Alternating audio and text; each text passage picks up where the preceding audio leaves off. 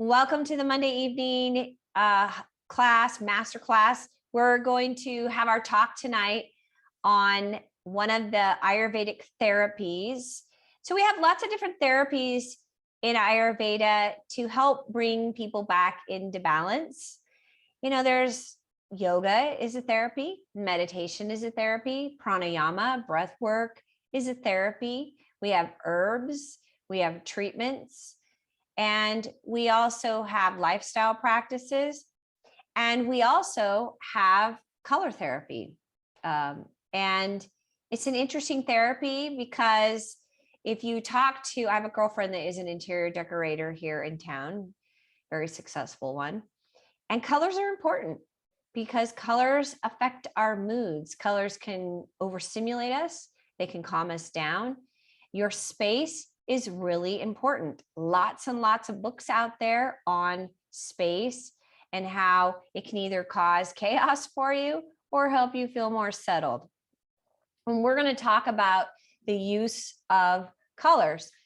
So a lot of times when I'm working with people, the colors become important, especially when I'm dealing with somebody who is really out of balance, like overstimulated. And then I emphasize the colors and I will say, you know, this is what you want to focus on. And we'll talk a little bit about that. Color therapy affects the mind more than the physical body. So it's more of a subtle therapy. But remember, the mind and the body are connected. So when you impact and influence the mind, even if it's subtle, it's still going to affect the physical body.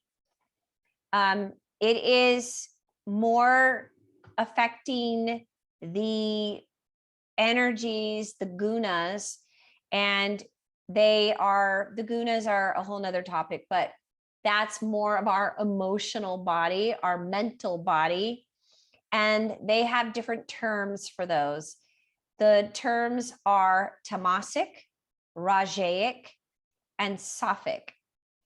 And a lot of times when we're considering more of these subtle therapies like color therapy, we're looking at what's going on with this person. Are they tamasic? Well, what does tamasic mean?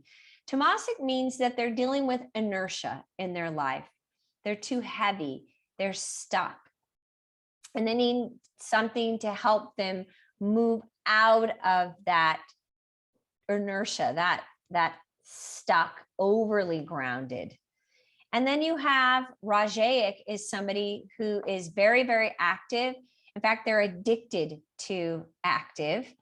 Oftentimes, if a person goes out of balance with their too rajaic, then that means that they're just always about the next activity, the next activity, the next activity. There always has to be something. They can't sit still. They're constantly needing to be stimulated or have an activity. I was actually just working with a client and telling her that I've had clients that come in that are so goal oriented that when they don't have a goal, they don't know what to do with themselves. They're beside themselves. They have to have a goal. They think they do. And I will always have to say, well, your goal right now is to not have a goal. And then you have sattvic.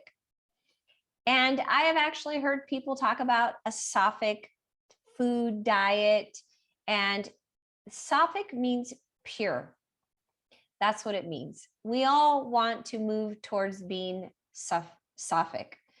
And when that happens, it means that you have moved into your higher self, you have moved into your higher spiritual self, and you move through the world with grace and purity. And there's a whole diet associated with it. And like I said, you're moving through the world with grace. So we are all wanting to be more sattvic. There are certain foods that are more sattvic than others, and that's a whole nother topic, but we're actually talking about colors. And so the colors are affecting those. It's affecting those natures about us, whether we're feeling pure and graceful, or whether we're feeling active and motivated and stimulated, or too active, or whether we're kind of heavy and lethargic, and we are experiencing inertia. Sattvic is all colors have shades that are sattvic. So every single color can be sattvic, rajaic, or tamasic. And it's important to use only the sattvic shades if you're trying to bring in joy and harmony and serenity. The best colors for that are white, gold, violet, and blue. A lot of times I'll tell people more monochromatic, which means neutrals. Like it's just you have a neutral space. Somebody who is overstimulated, oftentimes I will tell them, this is what you need to do. You need to have more of a monochromatic palette around you in your home, in your bedroom, especially because you want to be able to sleep at night. You don't want to put red in the bedroom because red is so stimulating, very much so. Rajas colors are going to be bright and loud and flashy. Neon type signs are rajaic. And those shades are more metallic as well, penetrating. And sometimes they're useful if they can be like kind of toned down a little bit to help people who have inertia type of energy. A combination of opposite colors can also be too stimulating and irritating. So if you were to put blue and yellow together or red and green together, they're overstimulating. Also, other rajaic colors are yellow, orange, red, and purple. So stimulating colors, colors that are going to be bright. Like as soon as you see them, it's like, wow, they stand out. Tamasic colors are dull, dark, and muddy. And they are going to be more stagnant, like they said, stagnant green. They cause the mind and the senses to become heavy, inert, and congested. Tamasic colors are brown, black, and gray. But let's say you're overstimulated, like you can't seem to calm down, then those more earthy or inertia type of colors might be good for you to make you feel more grounded. White and black are not really considered colors, but they are the polar opposites of light and dark and from which colors are produced. I'm going to go into color therapy is considered more of a spiritual practice, and it's used in the Vedic astrology. If you haven't ever had a Vedic astrology reading, I would recommend it. It's pretty interesting. It's not the same as Western astrology. It's based on completely different principles, but it's pretty fascinating. I had, when I went to school and did Ayurveda, they recommended that we do it. And it was kind of like super complicated and detailed, and a lot of terms that were really confusing, but I found it very interesting that they actually identified events that happened in my childhood. They said, oh, it looks like when you were 8 that you had this thing happen. And I was like, what? How would they know that? And it was in my chart, apparently. So that was the Vedic astrology did that for me. I was kind of blown away by it. But I want to just mention that the Vedic scriptures state that what is in the heavens and on the earth are also within us. And that is true because we're made up of nature. We are the same elements, made up of the same properties that earth is made up of, that nature's made up of. So since humans and earth and the universe are interrelated, they are linked together like strands. And so it's natural to find connections between colors and the heavens and their effects on all of us. In the Vedic texts on astrology, the colors are another name for different deities. So in Vedic astrology, they have different deities that represent different aspects of ourselves. And there's 7 colors on the spectrum. red, orange, yellow, green, blue, indigo, and violet. And there's also 7 rays or 7 deities of the sun. And anyway, and they go in reversed order.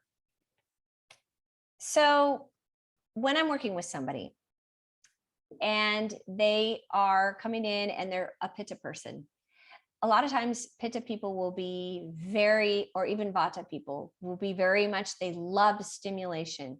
They love to be uplifted. And a lot of times they will be attracted to bright colors.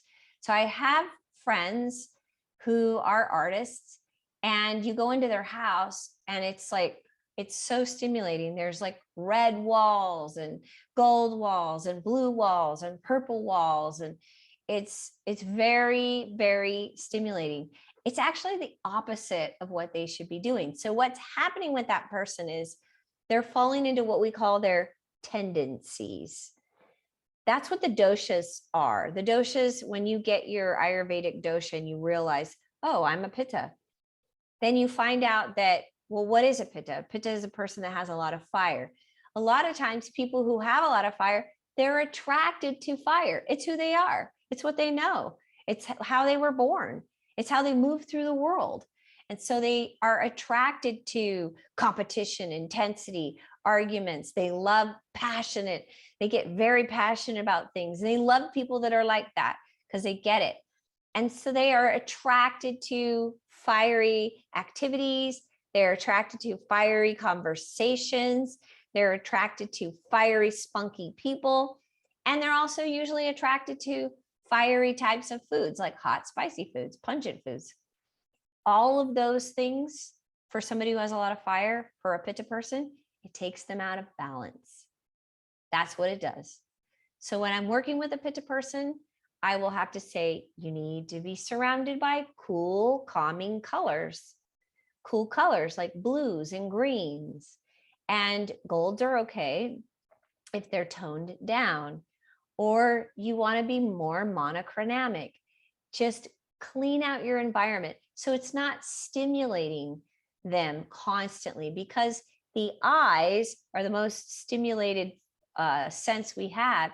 And people who are Pitta and have fire, well, eyes are connected to the fire element. So they're even more intense with their eyes. Like it, and that's what will happen. So colors, even though they're more subtle, even though they're affecting more of the mental aspect of ourselves, everything matters. Everything matters. Remember, everything you do, it's like somebody that says, oh, well, a penny or a dollar really doesn't matter. Well, if you accumulated 1 million of those dollars, then it would matter, right? It's the same thing. There is an impact, even though it's a subtle one. If you have tons and tons of things that are going on, little things like in your life that you're doing that are stimulating you in a certain way that take you out of balance, all those little things together make you worse. So we want to kind of pull out, okay, we can take this out, calm this down here, calm it down over there, work on that over here, work on that over there, and help bring that person back into balance gradually with all of these subtle little practices. It's a beautiful thing. And that way you start really feeling better about your life. So colors are really cool, very fun. But we want to use them in a way that brings our dosha back into balance and helps us stay calm and centered and grounded if that's what we need. Or if you're a kapha person who is overly grounded, overly stagnant, they need more stimulation. It would be more appropriate for them to have bright colors. I still wouldn't recommend them in your bedroom, but they could have bright colors because their tendency with sleep is to be excessive in their sleeping.